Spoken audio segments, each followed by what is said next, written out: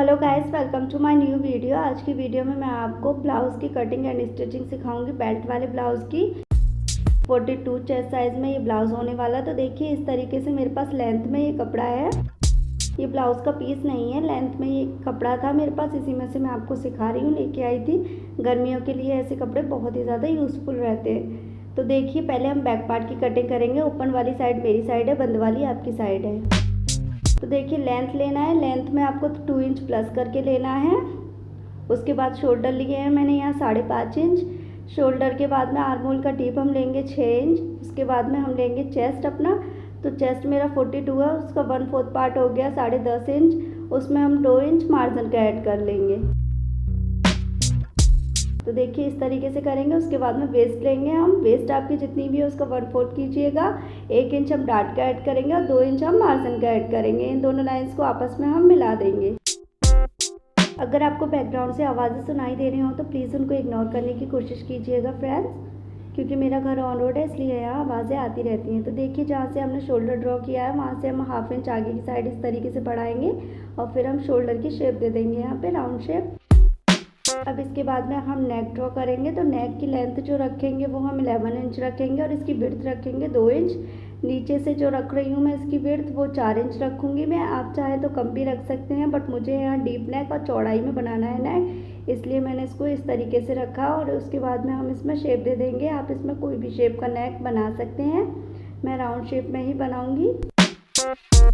इसमें मैंने थोड़ा सा मटके गले का शेप दिया है ऊपर की साइड से, आप भी दे सकते हैं ऐसा चाहे। अब देखिए हम बैक पार्ट को जो आगे वाला हमारा कपड़ा रखा है ना बचा है, उस पर हम इस तरीके से सेट करेंगे। बंद वाले पार्ट को फ्रंट वाले जो यहाँ से ओपन है वहाँ से रखेंगे और 1/2 इंच आगे हम कपड़ा छोड़ते हुए रखेंगे और इस तरीके से इसको ट्रेस कर लेंगे। अब देखिए बैक वाले पार्ट को हम हटा देंगे इसके ऊपर से। अब इसमें क्या चेंजेस करने हैं वो मैं आपको बता रही हूँ। सबसे पहले हम शोल्डर को एज इट इज़ ड्रॉ कर लेंगे। सारी मार्किंग्स को लगा लेंगे हम जैसे हमने बैक पार्ट में लगाई थी, सेम तरीके से। अब इसके बाद में नीचे से 1-1 इंच आपको बढ़ाना है लेंथ में, क्योंकि ये हमारा बेल्ट ब्लाउज़ है तो बेल्ट अटैच करने में जाएगा हमारा। राउंड शेप दे दी हमने शोल्डर की। और उसके बाद में हम इसमें नेक ड्रॉ करेंगे। इसमें नेक की लेंथ जो रखूँगी वो मैं 7.5 इंच रखूँगी। आप चाहे तो कम रख सकते हैं, ज़्यादा भी रख सकते हैं। तो देखिए इस तरीके से हमने गोलाई में शेप दे दी है इसकी, और इसके बाद हम इसकी कटिंग कर लेंगे।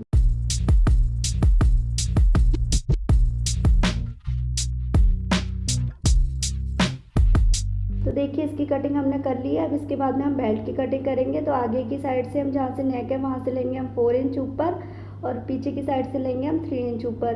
अब ये 3 इंच वाली लाइन को हम सीधा कर लेंगे और जहाँ से हमने 4 इंच की मार्किंग करी है वहाँ से इस तरीके से हल्का सा राउंड दे देंगे आगे की साइड से। तो देखिए इसी तरीके से आपको देना है। अगर आप इस तरीके से बेल्ट कटिंग करेंगे तो ये परफेक्ट आएगी। 40 से ऊपर साइज़ के लिए ये परफेक्ट साइज़ है।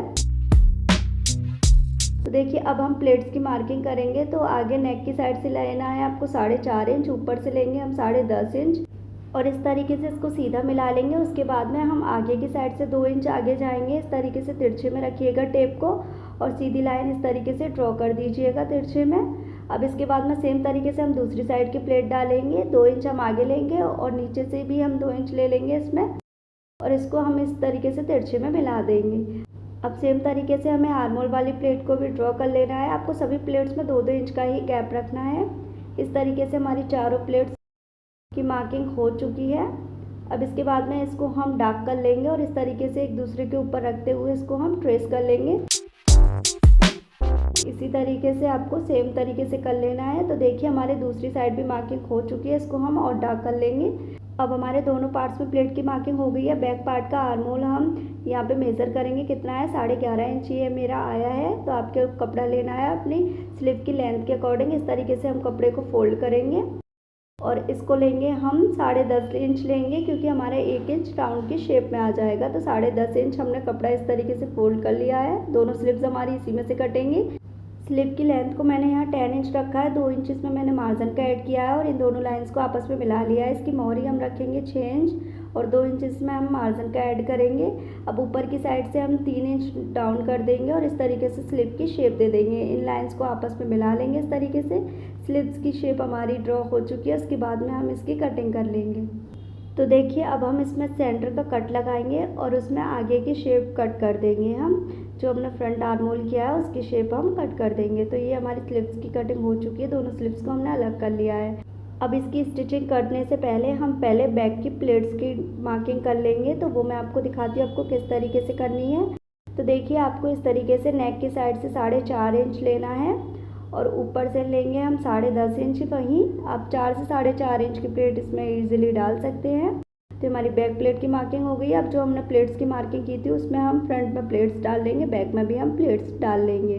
गाइस आई नो आपको बैकग्राउंड से आवाज़ें सुनाई दे रही होंगी, प्लीज़ उनको इग्नोर करने की कोशिश कीजिएगा। मेरा घर ऑन रोड है इसलिए आवाज़ें आती रहती है। अगर आपको कुछ भी समझ में नहीं आया आप मुझे कमेंट में पूछ सकते हैं, मैं आपके कमेंट्स का रिप्लाई ज़रूर करूँगी। और वीडियो पसंद आई हो तो प्लीज़ लाइक कर दीजिएगा। देखिए दोनों पार्ट्स में मैंने प्लेट डाली है। अब जो हमारी बेल्ट है उसको हम अटैच कर लेंगे दोनों पार्ट्स में।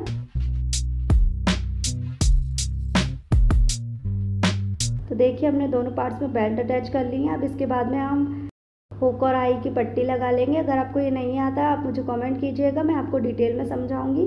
तो मेरी दोनों पट्टियाँ लग चुकी हैं आई और हुक की। उसके बाद में हम इनके शोल्डर्स को जॉइन करेंगे।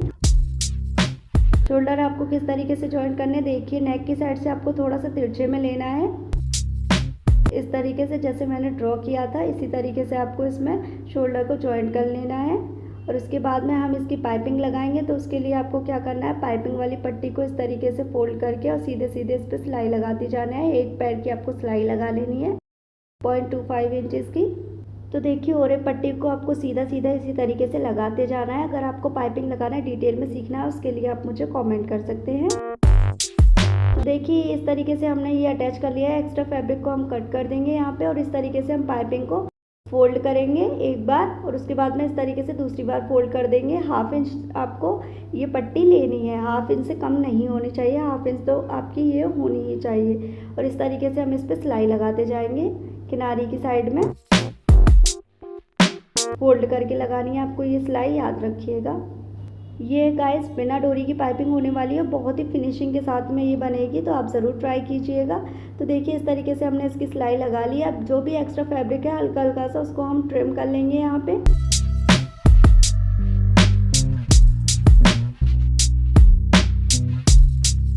देखिए इसको हमने यहाँ पे ट्रिम कर लिया। अब इसके बाद में जितनी चौड़ी आपको पाइपिंग रखनी है, जितनी पतली रखनी है आपको, उतना आप इसको फोल्ड कर सकते हैं। आपकी सिलाई ब्लाउज पे ही आनी चाहिए, पाइपिंग पे आपकी सिलाई बिल्कुल भी नहीं आनी चाहिए। और इस तरीके से हम सीधी सीधी इस पर सिलाई लगाते जाएंगे।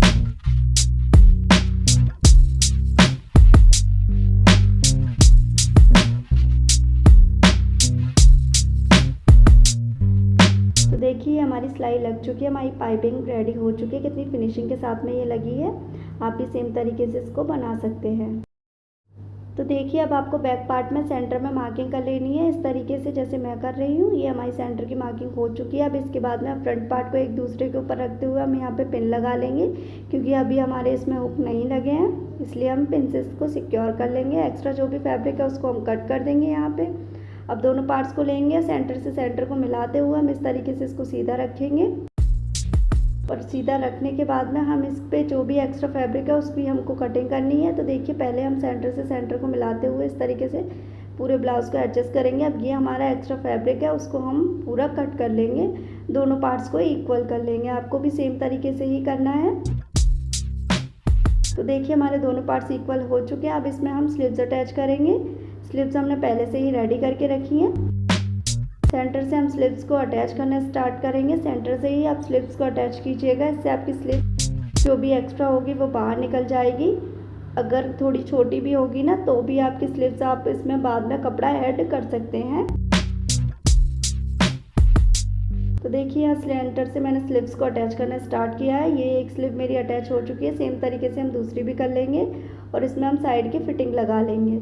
फिटिंग लगाने के बाद जो भी एक्स्ट्रा स्लीव्स निकल रही है हमारी उसको हम कटिंग कर देंगे। शोल्डर से हम लेंगे लेंथ, इसकी मेज़र करेंगे 13.5 इंच, क्योंकि हमें इतनी ही रेडी चाहिए। और इस तरीके से हम पूरे ब्लाउज में मार्किंग कर लेंगे। 13.5 इंच की लेंथ रखते हुए आपको मार्किंग कर लेनी है। तो देखिए हमारी मार्किंग हो चुकी है। अब इसको हम आगे से फोल्ड कर लेंगे। कच्ची सिलाई लगा सकते हैं आप, बाद में आप तरपाई कर लीजिएगा।